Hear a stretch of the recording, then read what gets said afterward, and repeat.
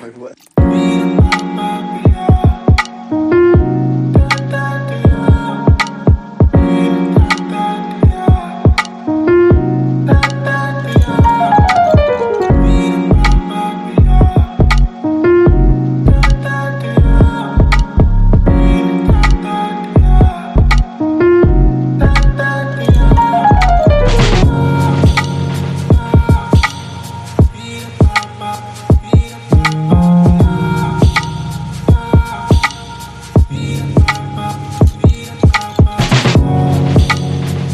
গরমে কি আমার মাথাটাই খারাপ হয়ে গেছে? একই কাজ দুবার করে করতে হচ্ছে আমাকে। Hi everyone, good morning. আপনারা সবাই কেমন আছেন? আশা করি সবাই খুব ভালো আছেন, সুস্থ আছেন। আমরাও সবাই ভালো আছি, সুস্থ আছি। আমি অপর্ণা। আমার আরও একটি নতুন ব্লগে আপনাদের সবাইকে জানাই অনেক অনেক স্বাগত। আশা করি আমার এই ভিডিওটিও আপনাদের ভালো লাগবে। যদি ভালো লাগে তাহলে একটা লাইক করে দেবেন, আর ভিডিওটি কেমন হয়েছে অবশ্যই কমেন্ট করে জানাবেন। যদি ভিডিওটি একটু হলেও ভালো লেগে থাকে তাহলে চ্যানেলটি সাবস্ক্রাইব করে পাশে থাকার জন্য অনুরোধ রইল। তো আজ হচ্ছে শুক্রবার, আর এখন ঘড়ির কাঁটায় বাজে ওই 8:30টার মতো। ঘুম থেকে উঠেছিলাম ওই 7:30 পৌনে 8টা নাগাদ। তো ঘুম থেকে উঠেই ব্রাশ করে নিয়েছি, নিয়ে তারপরে আজকে আর বাসি জামাকাপড় ছাড়িনি। আজকে উঠে আগে ঘর দুয়ারগুলো ঝাড় দিয়ে নিয়েছিলাম। আজকে এখনও জামাকাপড় ধোয়া হয়নি। এই যে জামাকাপড়গুলো শুকাতে দিলাম, এইগুলো কিন্তু আগের দিনের জামাকাপড় বাইরে দিয়েছিলাম। তো বৃষ্টি আসছিল বলে সেগুলো তুলে নিয়ে আবার ঘরে দিয়েছিলাম।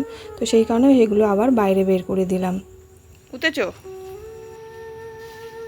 ঘুম ভাঙলো তোমার? ঘুমিয়েছো? তুমি ঘুমিয়েছো? ঘুম হয়েছে? ও তো অনেক বেলা হয়ে গেছে। ও তো আরো শুতে হবে? এখনো শুয়ে থাকতে হবে?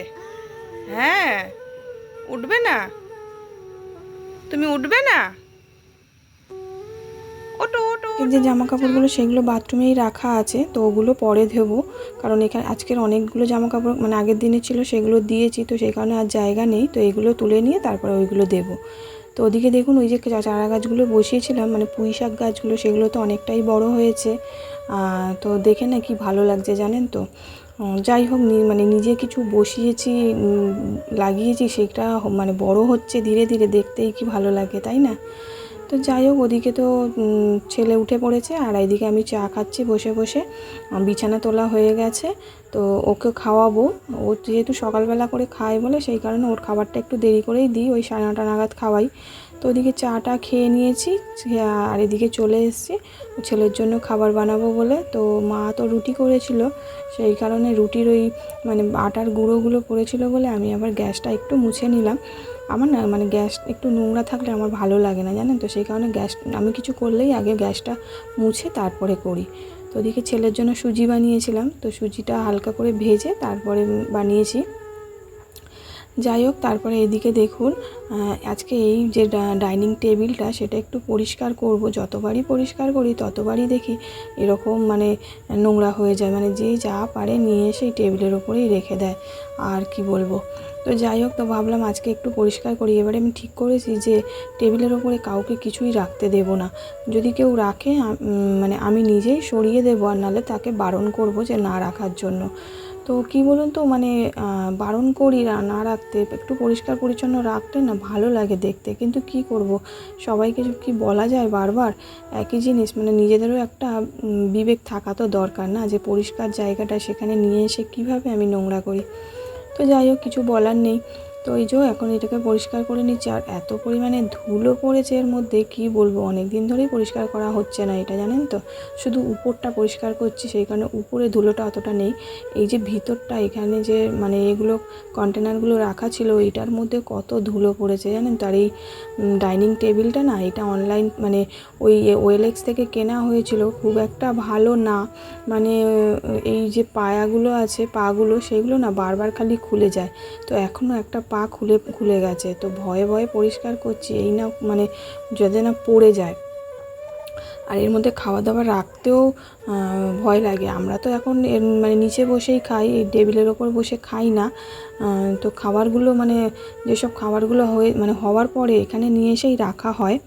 তো যাই হোক, এখন টেবিলটা পরিষ্কার করে নিচ্ছি। তো প্রথমে একটু ভিজে মানে প্রথমে শুকনো কাপড় দিয়ে ধুলোগুলো পরিষ্কার করে নিয়েছি, কারণ ওই ধুলোগুলোর ওপরে যদি ভিজে কাপড় দিয়ে পরিষ্কার করি তাহলে না কাদা কাদা হয়ে যাবে। সেই কারণে আগে ধুলোগুলো পরিষ্কার করে নিয়েছি, নিয়ে একটু সার্ফ জল করে তারপর এটাগুলোকে ভালো করে মুছে নিয়েছি।